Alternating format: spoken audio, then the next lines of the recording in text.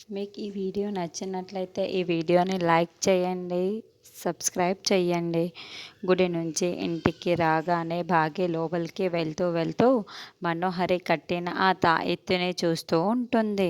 భాగీకి చాలా కోపం వస్తుంది. ఆల్రెడీ భాగి చాలా కోపంతో ఇంటికి అడుగు పోతూ ఉంటే ఆ తాయెత్తుని చూడగానే భాగీకి మరింత కోపం వస్తుంది. వెంటనే ఆ తాయెత్తుని తీసుకొని నేలకి విసిరి కొట్టేస్తుంది.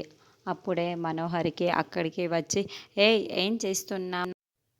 ఏయ్ ఏం చేస్తున్నావు? ఈ ఇంటికి మంచి జరగాలనే కదా నేను ఈ తాయెత్తు కట్టి తీసుకొని వచ్చాను.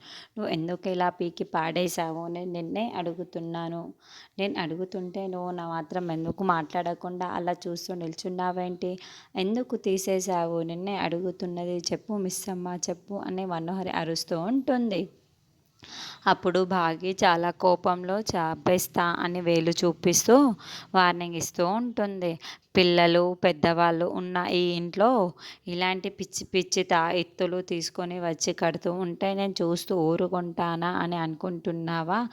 చూడు, ఈ ఇంటికి ఏమి కానంత వరకే ఈ ఇంట్లో ఉన్నదంతా నా వాళ్ళు. నాకు నా వాళ్ళకి ఏం కానంత వరకే నా వాళ్ళకి ఏమైనా హామీ జరిగింది తలబెట్టాలని చూసావా?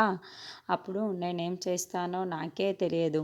లేదు, నాకు ఇష్టం వచ్చినట్లు చేసుకుంటూ వెళ్తూ ఉంటానని చెప్పావో నువ్వు నాలో వేరొక రూపాన్ని చూడాల్సి వస్తుంది. నేను అలా అవతారం ఎత్తిస్తాను, నీ పని చెప్తాను. చూడు, ఇలాంటి పిచ్చి పిచ్చి పనులు ఇంకా ఎప్పుడూ చెయ్యకు. నేను మాత్రం దీనిని కత్తినివ్వను. ఇది ఇక్కడే పడి ఉంటుంది అని విసిరి కొట్టి బాగి చాలా గట్టిగా మనోహరికి వార్నింగ్ ఇస్తూ మనోహరి ఏమీ చెయ్యలేక అలాగే చూస్తూ ఉండిపోతుంది. బాగి లోపలికి వెళ్ళగానే వెంటనే ఆరు మనోహరి పక్కకు వచ్చి నిలబడి మనోహరిని చాలా కోపంగా చూస్తూ ఉంటుంది. చూసావా మను, ఇప్పుడు మిస్సమ్మ దానిని తీసేసింది.